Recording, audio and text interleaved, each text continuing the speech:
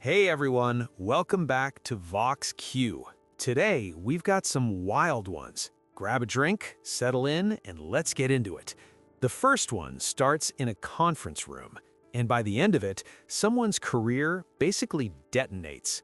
So, Daniel works at a mid-size marketing firm, the kind of place with glass offices, endless Slack notifications, and managers who say things like, "circle back," way too often.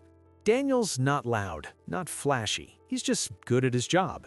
Quietly good, which means he's the type of person who tends to get overlooked until the results show up. And for about 3 weeks, Daniel had been building a new campaign proposal for a client pitch. Late nights, extra research, actual strategy. He even built the presentation deck himself.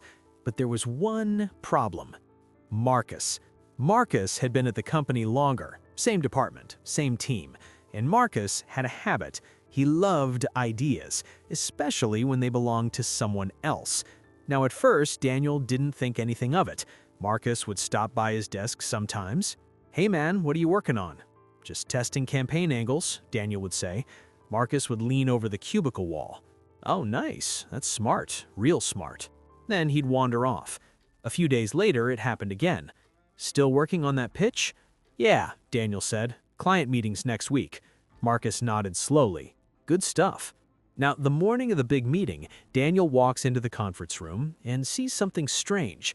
Marcus is already there, standing by the projector, and the slide on the screen looks familiar. Too familiar. Daniel freezes, because it's his presentation, his campaign framework, his charts, even the same opening line he wrote on slide 2. Marcus sees him and smiles, like nothing's wrong. "Morning," Marcus says, casually. Daniel blinks. "Why is my deck on the screen?" Marcus laughs lightly. Relax, man. I cleaned it up a bit. Thought I'd present it today." Daniel just stares at him. "You thought you'd present my work?" Marcus shrugs. "Well, I'm senior on the account. Makes more sense." Now, at this point, Daniel could have exploded, but instead, he sits down. And Marcus takes that as permission. The meeting starts. Client logs in, manager walks in, Marcus begins the presentation. And what we're proposing is a 3-phase engagement strategy. Daniel listens as Marcus explains every idea Daniel built, word for word, slide by slide, even the phrasing, and the room is nodding along. Until Marcus reaches slide 6, Marcus clicks forward confidently, but the slide that appears isn't the one he expected.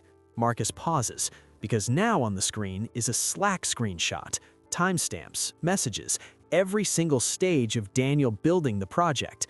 Marcus frowns. "What is this?" Daniel calmly speaks for the first time. "That's the project timeline."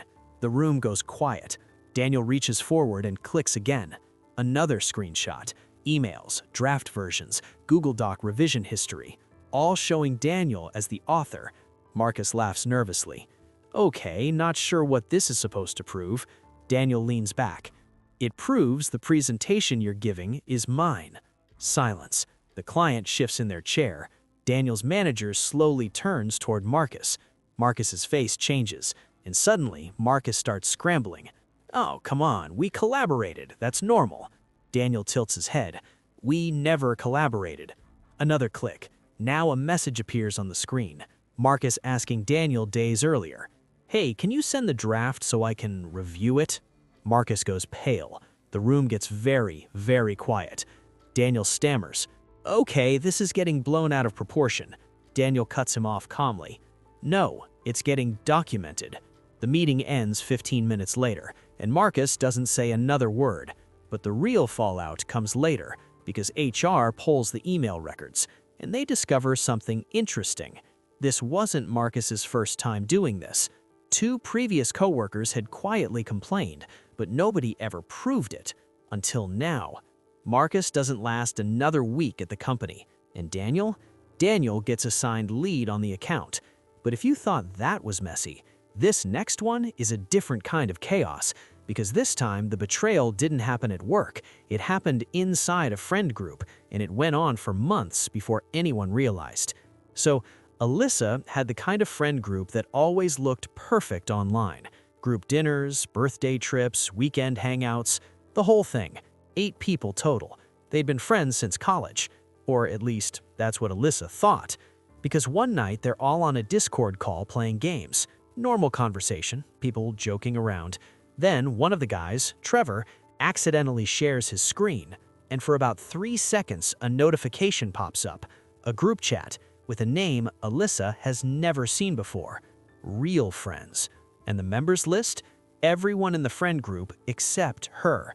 At first, she thinks maybe it's nothing, but the feeling doesn't go away. So, a few days later, she asks her closest friend in the group, "Hey, random question. Yeah? Is there another group chat I'm not in?"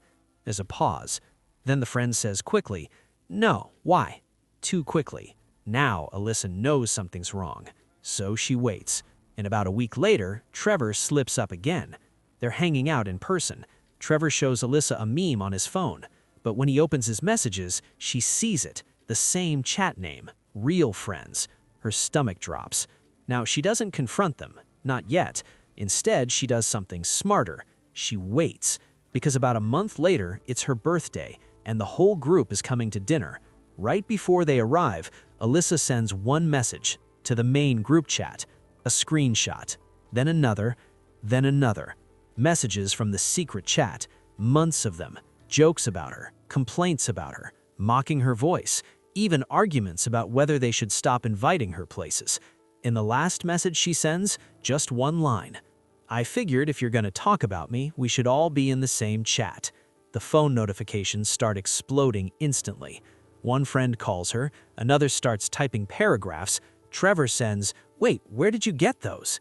Alyssa just sits there, because now the entire group is scrambling. And within about 10 minutes, the group chat splits in half. 3 people apologize, 2 people claimed it was just jokes. Trevor stops responding entirely. The dinner never happens, and the group that looked perfect online, it never recovers. But this last story, this one is strategic, because sometimes the worst kind of person isn't the loud one, it's the one who thinks they're untouchable. So this guy moves into a quiet neighborhood. Normal street, normal houses, everything is peaceful, until the HOA elects a new president. Her name is Linda, and Linda loves rules. Grass length rules, trash can rules, holiday decoration rules. Within 2 months, she sends this homeowner 6 different violation notices. Your lawn is too long. Your trash can was visible. Your porch lights are too bright. Each fine is small, but they add up. So the homeowner starts documenting everything. Photos, dates, letters, emails. And one day he realizes something strange. Half the houses on the street violate the same rules, but they never get fined. So he files a records request. And what he finds is ridiculous. Linda has been waiving fines for her friends, ignoring violations on her own property, and charging penalties the HOA never approved. So instead of arguing with her, he waits, because the annual HOA meeting is coming. And when the meeting starts, Linda is sitting proudly at the front table, reading the financial report. Then the homeowner raises his hand. "Quick question." Linda sighs. "Yes?" He walks to the front, places a binder on the table, and says calmly, "I'd like to discuss selective enforcement."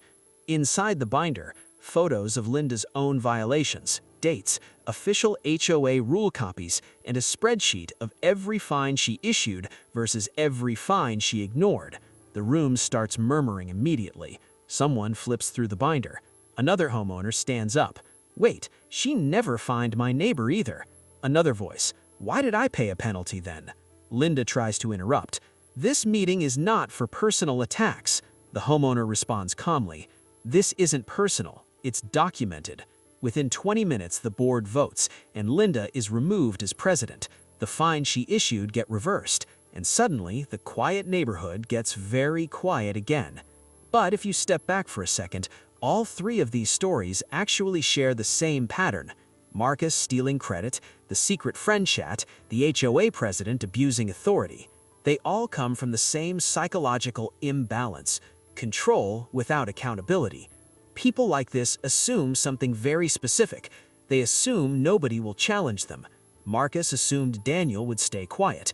The friend group assumed Alyssa would never find out. The HOA president believed the HOA rules only applied to everyone else. But what makes these situations explode isn't confrontation, it's documentation. Evidence changes the power dynamic instantly. Once receipts exist, the narrative collapses. And the interesting part, in every one of these stories, the person being targeted didn't win by yelling. They won by waiting, observing, and letting the truth show up at exactly the right moment. Because the most powerful response isn't always the loudest one. Sometimes it's the calmest one in the room. And that's when everything flips.